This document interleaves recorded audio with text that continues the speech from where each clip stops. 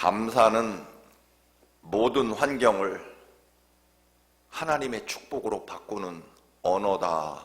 또는 특별 새벽 기도의 시간에 말씀드린 대로 감사는 모든 환경을 하나님의 위대한 축복으로 바꾸는 열쇠다.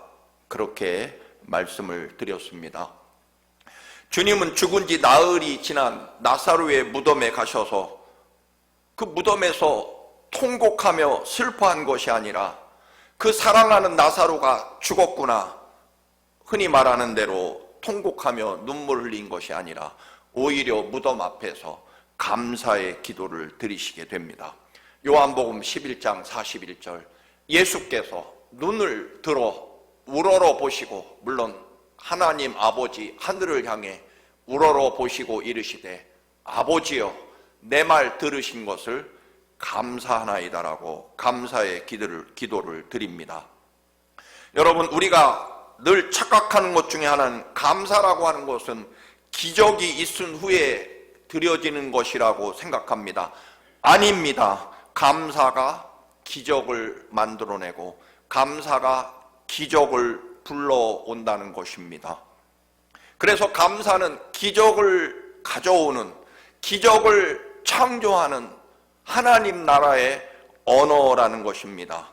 그렇다면 반대로 사탄의, 원수 마귀의 언어가 있을 것입니다. 그것은 당연히 원망과 불평이 바로 사탄의 언어일 것입니다. 그리스도인들의 언어는 언제나 감사가 그리스도인들의 언어다라고 하는 것입니다. 마치 미국 사람은 영어, 한국 사람은 한국어를 하는 것처럼 하나님 나라 백성의 언어는 늘 감사와 찬양이 되어야 하는 것은 당연합니다. 예수님께서 어린아이가 가져온 점심 도시락을 들고 역시 하늘을 우러러 감사의 기도를 하심으로 어른 남자만 적어도 1만 명 혹은 2만 명이 먹는 기적을 만들어내십니다. 감사로 기적을 창조한다라고 하는 것입니다. 새벽 기도회 때도 말씀을 드렸습니다만 감사의 반대말이 무엇일까요? 여러분, 감사의 반대가 무엇입니까? 감사의 반대말은 국어사전에 보면 아마 원망 혹은 불평이 감사의 반대말로 나올 것입니다. 그런데 여러분, 하나님 사랑과 구원의 은총 가운데 살아가는 그리스도인들에게 영적으로 감사의 반대말은 무엇일까요? 그것은 당연한 것이라는 것입니다. 감사의 반대말은 신앙적으로는, 하나님 나라에서는 감사의 반대말은 당연하게 여기는 것이 반대말이라는 것입니다. 즉, 우리는 누구에게도, 하나님 앞에서도 여러분, 우리는 당연하게 여기는 것들이 감사의 반대 언어라 하는 것입니다. 그런데 더 심각한 반대말이 있을 것입니다. 그것은 바로 하나님의 은총을 내 권리로 여기는 것, 즉 내 것으로 삼는 것이야말로 하나님 나라에서 가장 심각한 반대말이고, 아마 여기까지 이르게 되면 적어도 성경에서는 하나님의 그 놀라운 은총과 은혜를 내 것으로 삼거나 권리로 여기게 되면 그때부터 하나님의 심판과 멸망에 이르는 지름길이라고 말씀하고 있습니다. 여러분, 감사의 반대말이 당연한 것이다. 그렇다면 아까 말씀드린 대로 사탄의 나라의 언어가 있다면 그것은 바로 원망과 불평일 것이고, 또 하나 당연한 것이 사탄, 원수마귀 나라의 언어라고 볼 수 있습니다. 그렇다면 여러분, 우리가 감사를 상실해 버린 이유가 있다면 아마 당연하게 여기기 때문일 것입니다.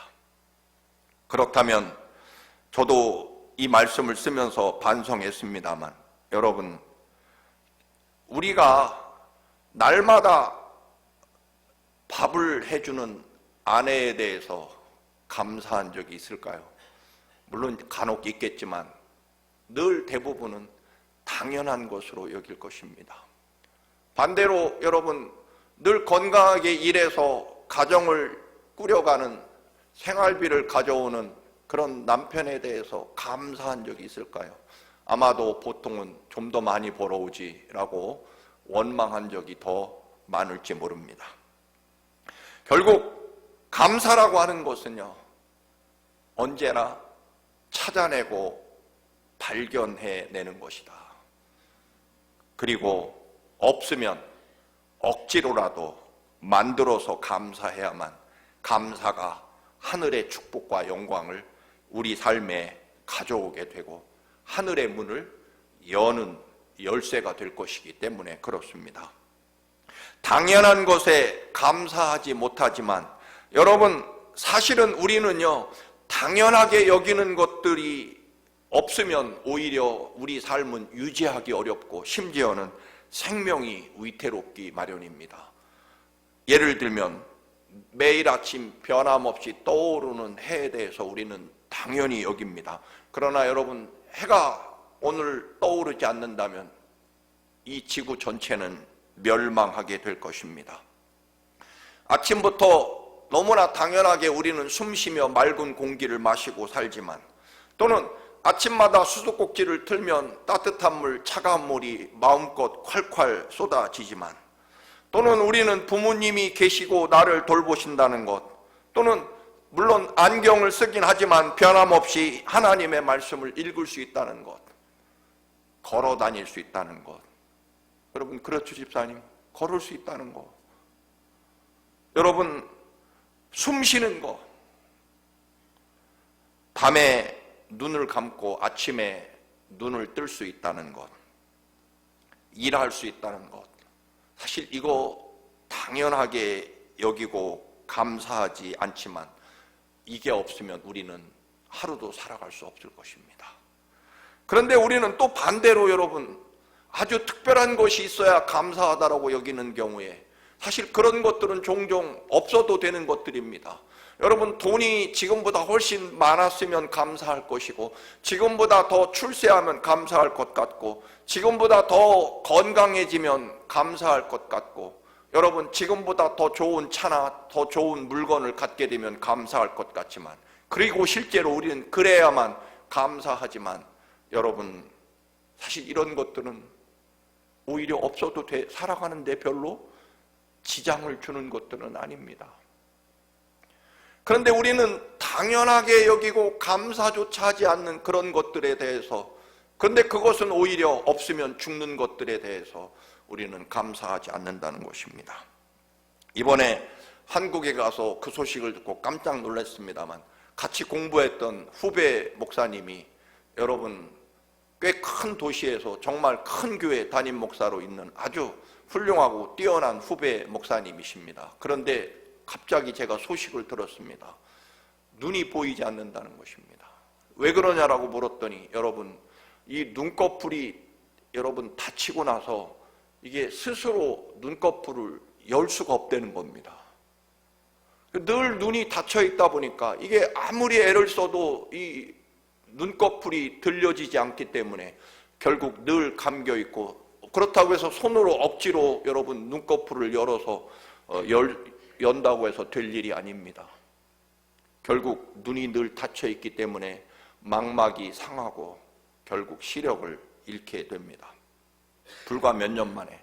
그래서 주일날 예배 시간에 설교하러 누군가의 손을 잡고 강대상에 모셔다 놓으면 그때 설교를 겨우 하신다는 것입니다.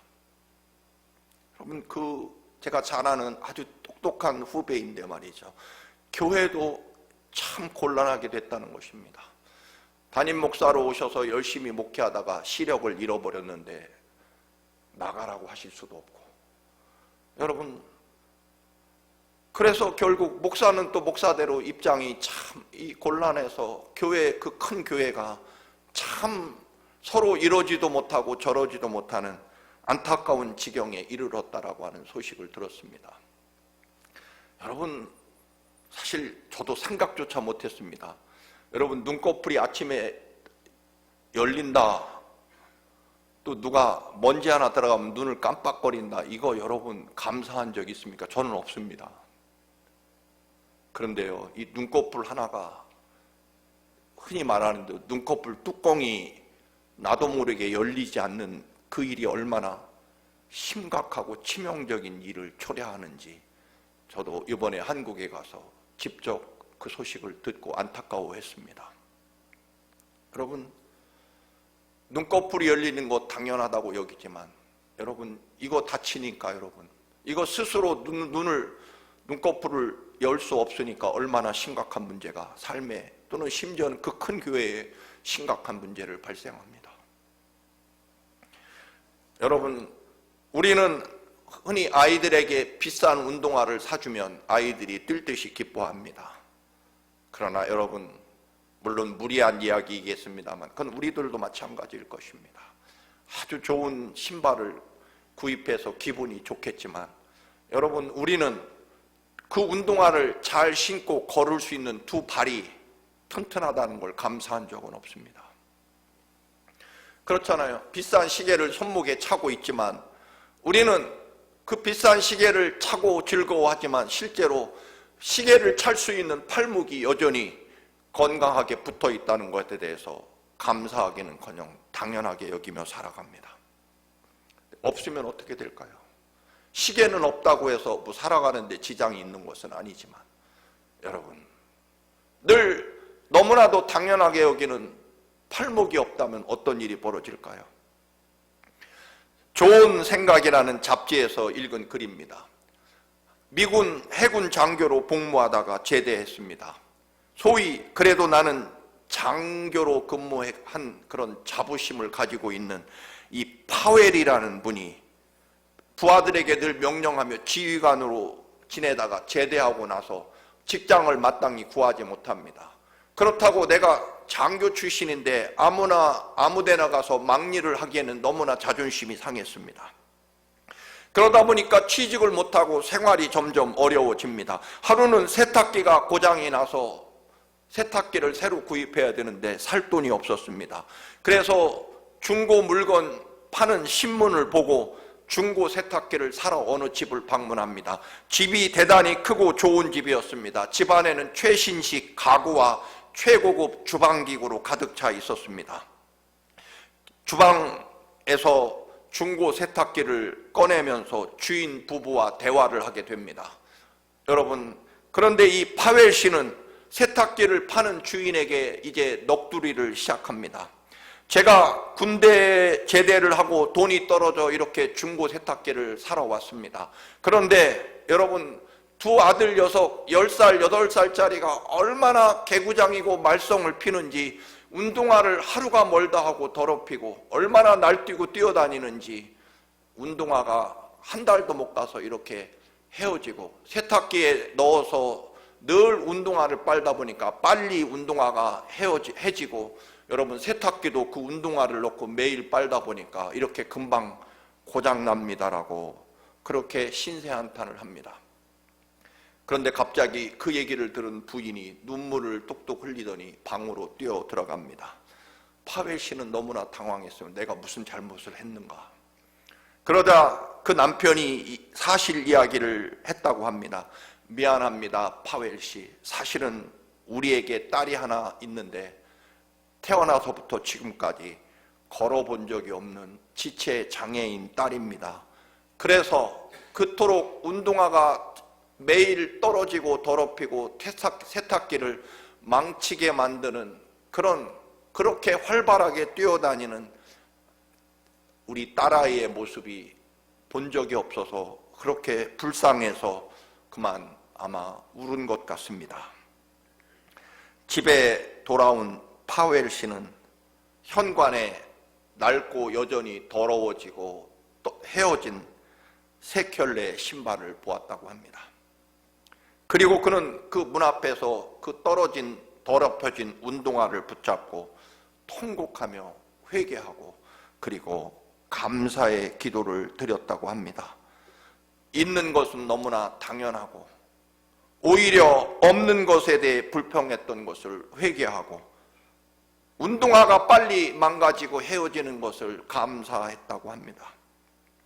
이제부터 주님, 제 삶은 무조건 무엇이든 감사하며 살 것입니다. 그래서 그는 합금 공장 노동자로 취업을 하게 되었고 결국 그는 그 공장의 사장이 되었고 나중에는 미국의 꽤 유명한 합금 공장 여러 개를 경영하고 지금까지도 늘 감사의 위대함과 능력의 삶을 간증하고 다니는 유명한 분이 됐다고 합니다. 여러분, 미국 식당 벽에 이런 글이 적혀 있다고 합니다. 만일 당신이 구덩이에 빠졌다면 가장 먼저 할 일은 구덩이를 더 깊게 파는 일을 멈추는 것이다. 세상에 구덩이에 빠졌는데 구덩이를 더 깊게 파고 있는 사람이 어디 있겠습니까? 그런데 우리는 실제로 그런 삶을 살아간다는 것입니다. 한번 미워하기 시작하면 계속 미움의 구덩이를 더 깊게 파기 시작해서 나중에는 증오와 원한까지 도달하게 되고 결국 그것은 자기 인생을 더 완벽하게 파괴하게 될 것이라는 것입니다. 그렇지 않으면 여러분, 즉 구덩이에 빠졌을 때 그 구덩이 파는 것을 멈추지 않으면 정말 완벽한 절망에 도달하게 될 것입니다. 여러분, 우리는 비록 심각한 구덩이에, 고난과 실패와 절망의 구덩이에 빠져 있을지라도 우리는 그곳에서 하나님을 바라보고 하나님의 약속을 믿고 십자가 사랑을 믿고 감사해야 그 구덩이에서 나올 수 있게 된다는 것입니다. 고난과 시련과 절망의 구덩이에 나올 수 있는 방법은 오로지 하나뿐입니다. 거기에서 하늘을 바라보며 감사하는 것입니다. 오늘 본문에 사도 바울이 온몸이 쇠사슬로 묶이고 죽도록 매를 맞고 기절했다가 아주 깊고 어두운 지하 감옥에서 깨어나게 됩니다. 너무 억울한 상황입니다. 귀신 들린 처녀의 귀신을 쫓아내고 그녀의 삶을 회복시켜준 것 때문에 감옥에 갇혀 죽도록 매를 맞습니다. 원래 사도 바울은 아시아에서만 복음을 전하려고 했고 유럽에 건너갈 마음은 전혀 없었습니다. 그런데 주의 성령께서 워낙 강력하게 명령하셔서 어쩔 수 없이 유럽으로 건너왔더니 처음 유럽에서 당한 일이 처녀 아이의 귀신을 쫓아냈다가 죽도록 매를 맞고 깊고 어두운 지하 감옥에 갇히게 된 것입니다. 바울과 실라는 원망과 증오의 불평으로 더욱 깊은 구덩이를 판 게 아니라 거기에서 고통에서 깨어나자마자 하늘을 바라보고 감사와 찬송을 드렸다라고 오늘 본문에 나와 있습니다. 그들의 감사 찬양은 땅을 흔들고 지진이 나고 감옥이 무너지고 묶인 쇠사슬이 풀려나게 됩니다. 어두운 감옥에서 여러분 벗어나고 땅이 흔들리고 감옥이 부서지는, 그리고 묶인 쇠사슬에서 풀려나는 것은 바울과 실라가 하나님 앞에 찬미의 제사, 감사의 노래를 불렀기 때문입니다. 결국 빌립보 감옥 소장이 바울 사도 앞에 엎드리게 되고 그 가족이, 온 가족이 예수를 믿고 주 예수를 믿어 구원을 받게 되고 결국 빌립보의 유럽 첫 교회가 가장 자랑스러운, 바울이 가장 자랑스럽고 사랑스러워하는 빌립보 교회가 그 감옥을 통해서 세워지게 됩니다. 요셉도 두말할 것도 없이 그의 삶에 가장 어두운 감옥의 수렁에 빠집니다. 요셉이야말로 출발부터 형들의 시기와 질투와 모함으로 이집트로 노예로 팔려갔고 정말 모든 것을 잃어버리게 됩니다. 그러나 그는 계속해서 자신의 인생에 형들을 미워하고 증오하고 원한을 품는 구덩이를 계속 깊게 파지 않습니다. 어떤 순간에도 하나님이 동행하고 계심을 믿었고 하나님을 바라보았습니다. 로마서 8장 28절의 말씀처럼 모든 일을 합력하여 선을 이루시는 하나님을 믿고 그 수렁에서 감사합니다. 그런데 여러분, 오히려 그럼에도 불구하고 우리가 아는 대로 더 깊은 수렁에 빠지게 됩니다. 노예에서 다시 보디발 장관의 아내의 모함 때문에, 누명 때문에 또다시 더 깊은 감옥으로 갇히게 됩니다. 그러나 여러분, 하나님이 함께 하심을 그 감옥에서도 믿었기 때문에 정말 원한과 증오의 구덩이를 계속 파들어가지 않고 오히려 그곳에서 하나님의 형통하심과 인도하심을 믿었고 결국 요셉은 이집트 총리가 되어 형들이 요셉 앞에 절하고 온 세상의 모든 민족을 구원하는 요셉으로 서게 됩니다. 이유는 하나뿐일 것입니다. 어떤 순간에도 더 깊이 절망의 원한의 증오와 불평의 구덩이를 파내려가지 않고 오히려 하늘을 바라보며 감사의 기도를 드렸기 때문입니다. 다니엘도 여러분 사자굴에 떨어지고, 다니엘의 세 친구도 그 뜨거운 7배나 뜨거운 용광로의 수렁에 던져지게 됩니다. 그러나 그들은 한결같이 그리 아니하실지라도 하나님 앞에 감사와 찬양을 드리게 됩니다. 왕이 보니 용광로 속에 3명을 던졌는데 4명이 보입니다. 결국 그들을 다시 용광로 속에서 나오게 하고 보니 그들은 여러분 묶었던 끈만 불타버리고 그들은 머리카락 하나도 끌리지 않았습니다. 그리고 용광로 속에 3사람이 걸어 나왔고 한 사람은 여전히 그 용광로 속에 남아 계십니다. 하나님이 말입니다. 어떤 분이 그렇게 말씀하시더라고요. 하나님은 왜 용광로 속에서 나오시지 않았을까? 그 다음에 하나님의 백성들이 그 용광로 속에 또 던져지면 하나님이 그들과 함께 하시려고 하나님은 여전히 그 뜨거운 용광로, 고난과 시련이라는 용광로 속에서 여전히 하나님은 기다리고 계시다는 것입니다. 다니엘과 세 친구는 자신들을 노예로 삼은 바벨로니아는 멸망하지만 여러분 다니엘과 세 친구는 여전히 하나님과 동행하심 속에 위대한 능력과 영광과 축복으로 그들의 삶은 영원하게 되고, 여전히 그들은 세상이 바뀌고 나라가 멸망할지라도 그들은 새 나라에서 여전히 하나님의 사람으로 총리의 자리에, 장관의 자리에 여전히 앉게 되고 높이 쓰임받게 됩니다. 여러분 더 말씀드릴까요? 그 유명한 욥도 여러분 완벽하게 세상에 그 사람만큼 고난당한 일이 없을 만큼 가장 깊은 고난과 절망의 구덩이에 빠지게 됩니다. 그 처절하고 혹독한 고난에 그의 아내마저 오죽했으면 당신을 이렇게 만든 하나님을 저주하고 죽어라. 그렇게 살 바에야 하나님 저주해버리고 죽는 것이 당신은 더 낫겠다. 그 정도로 처절한 절망과 정말 혹독한 시련에 처했습니다. 아마 아내는 그런 남편이 너무 불쌍하고 안 됐어서 마음에 없는 소리일지도 모르겠습니다. 그런데 여러분 욥은 거기에서 더 깊은 구덩이를, 원한과 불평과 증오의 구덩이를 더 깊게 파내려 가지 않습니다. 우리가 아는 대로 여전히 그는 잿더미 위에서 하나님을 바라보며 감사의 노래를 부릅니다. 그 유명한 욥기 1장 20절에서 23절 말씀입니다.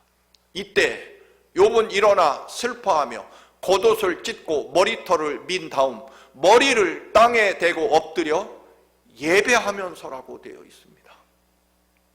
그러며 예배드리며 이렇게 욥은 말하였다. 모태에서 빈손으로 태어났으니 죽을 때에도 빈손으로 돌아갈 것입니다. 주신 분도 주님이시요 가져가신 분도 주님이시니 주님의 이름을 찬양할 뿐입니다. 그렇게 또 감사의 기도를 드립니다. 이렇게 욥은 이 모든 어려움을 당하고서도 죄를 짓지 않았으며 어리석게도 하나님을 원망하지 않았다. 우리는 종종 고난과 시련과 모함과 억울한 일에 봉착하면 더 미움의 구덩이를 깊이 파내려가서 나중에는 증오와 여러분 저주에 이르게 됩니다. 그러면 망하는 것은 우리들일 것입니다. 특별 새벽 기도회 때도 말씀드렸습니다만 우리는 사장이 돼야 감사하고 높아져야 감사하고 건강해져야 감사하고 돈이 많아지면 감사하겠다라고 말합니다. 그러나 여러분 요셉은 모든 것이 사라진 노예 신분이었지만 그는 언제나 바라보는 것은 자기 가슴에 붙어있는 죄수 번호가 아니라 언제나 어디서나 나는 하나님 사람으로, 내가 입고 있는 옷과 관계없이 나는 언제나 하나님 사람으로 살았다는 것입니다. 그렇습니다. 여러분 다시 말씀드립니다. 여러분이 종업원이냐 사장이냐 하나님은 전혀 그거에 개의치 않으십니다. 종업원이라면 종업원 중에 가장 하나님을 잘 믿는 종업원이 되라는 것입니다. 노예라면 노예 중에 가장 하나님을 잘 믿는 사람이 되면, 노예 요셉이 보디발 장관의 집에 축복을 가져왔고, 죄수였던 요셉이 지하 감옥에서 그 교도소에 하나님의 축복을 가져왔다라고 하는 것입니다. 죄수가, 노예가 하나님의 축복을 가져왔다라고 하는 것입니다. 여러분이나 저나 가장 예수 잘 믿는 노예로 살라고 하는 것이 하나님의 뜻입니다. 예상치 못한 어려움을 당하면, 억울한 일을 당하면 흔히 우리는 내뱉는 단어가 있을 것입니다. 가장 끔찍한 단어일 것입니다. 참 재수가 없었다. 여러분, 예수 믿는 사람에게는 어떤 언어를 사용해야 된다고요? 하나님 나라 언어는 여러분 감사입니다. 그것만이 내 삶에 하나님의 위대한 축복과 영광을 가져오게 될 것이기 때문에 그렇습니다. 시편 126편 5절 6절 말씀, 그 유명한 말씀을 다시 한번 여러분께 드립니다. 눈물을 흘리며 씨를 뿌리러 나가는 자는 기쁨으로 거두리로다. 울며 씨를 뿌리러 나가는 자는 반드시 기쁨으로 그 곡식단을 가지고 돌아오리로다. 이번 특별 새벽기도 때 시편을 읽으면서 문득 이 말씀이 다시 놀랍게도 제게 새로운 말씀으로 다가왔습니다. 눈물을 흘리며 씨를 뿌린다는 것, 울며 씨를 뿌린다는 것은 무슨 의미일까 하는 게 갑자기 떠올랐습니다. 제 생각은 이랬습니다. 정말로 감당하기 어려운 비참하고 슬프고 절망스러운 상황에서 아마도 오늘 바울과 실라나 요셉이나 다니엘이나 욥처럼, 또는 도망자 다윗의 동굴 생활처럼 정말 누가 봐도 비참하고 희망이 없는 처절한 환경에서 눈물을 흘리지 않을 수 없었을 것입니다. 여러분, 그렇잖아요. 인생의 가장 절망적일 때 우리는 눈물을 흘립니다. 그리고 억울할 때 통곡합니다. 그런데 여러분, 그렇게 눈물이 쏟아지고 통곡의 울음소리가 나오는 그런 상황에서 여러분 기쁨으로 씨를 뿌리러 나간다는 것입니다. 제가 문득 이 말을 번역하게 되었습니다. 정말 비참한 절망의 상황에서 하나님, 이래도 제가 하나님께 감사하고 찬양해야 될까요? 그렇게 눈물이 쏟아지고 원망스러운 마음이 가득할 때 그래도 하나님을 버릴 수는 없어서 하나님을 바라보고, 하나님, 이래도 제가 하나님을 찬양해야 됩니까? 라고 그렇게 울음과 통곡이, 눈물이 쏟아지는 상황에서 우리는 그렇게 말한다는 것입니다. 하나님, 그래도 제가 하나님 찬양해야 되겠죠. 그럴게요, 하나님. 사실 원망스럽고 억울하고 원통하지만, 그래서 제 눈에선 이렇게 눈물이 쏟아지고 이렇게 통곡 소리가 나올 수밖에 없지만, 그래도 하나님이 그렇게 하라고 하시니까 하나님, 그리고 저는 하나님 밖에는 희망이 없어서 그래도 하나님 바라보고 찬양하겠습니다. 눈물 담은 찬양, 통곡을 담은 감사를 하나님께 드리겠습니다. 그러니 꼭 제 눈물과 이 통곡 소리를 들으시고 반드시 하나님 기쁨으로 단을 거두게 해주셔야 됩니다. 그렇게 눈물이 담기고 통곡 소리가 담긴 찬양, 감사가 아닐까 하는 말씀입니다. 태국에 다녀온 이유를 설명드렸습니다. 제 친구 장로가 IMF 때 완벽하게 파산할 때 감사의 기도를 드렸습니다. 파산 감사 예배. 그런데 태국에 가면서 내 삶의 가장 복되고 축복의 순간은 그 어떤 때가 아니라 IMF로 파산하고 감사 예배를 드렸던 순간이 내 삶의 가장 축복의 순간이었다라고 고백하는 고백입니다. 아동문학가 윤석중 선생이 지은 그 얼마나 고마우냐라는 시에 감동을 받아 자기 나름대로 누군가가 지은 시를 읽었습니다. 밥솥에 들어가 내 대신 그 뜨거운 밥을 퍼주는 밥 주걱이 얼마나 고마우냐. 못 쓰는 지저분하고 더러운 물건들을 담았다가 버려주는 쓰레기통은 얼마나 고마우냐. 방과 마루 구석구석을 깨끗하게 닦아주는 걸레는 얼마나 고마우냐. 밤새 안 자고 어두운 거리를 밝혀주는 가로등은 또 얼마나 고마우냐. 밤이면 잠자라고 두 눈뚜껑 잘 닫아주는 눈꺼풀은 얼마나 고마우냐.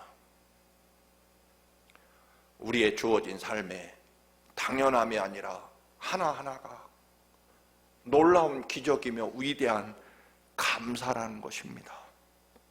데살로니가전서 5장 16절 말씀을 같이 읽고 여러분 마칩니다. 같이 읽습니다. 항상 기뻐하라. 쉬지 말고 기도하라. 범사에 감사하라. 이것이 그리스도 예수 안에서 너희를 향하신 하나님의 뜻이니라. 그런데 여러분 다른 번역에 보니까 이것이 그리스도 예수 안에서 너희를 향하신 하나님의 뜻이니라는 이 말을 이렇게 번역합니다. 이것이 그리스도 예수 안에서 살아가는 여러분에게 하나님께서 원하시는 삶과 믿음의 방식입니다라고 말입니다. 미국에서 살아가는 방식과 한국에서 살아가는 방식이 다른 것이 참 많을 것입니다. 우리가 미국에서 살아가면 미국에 살아가는 방식을 따라야 됩니다.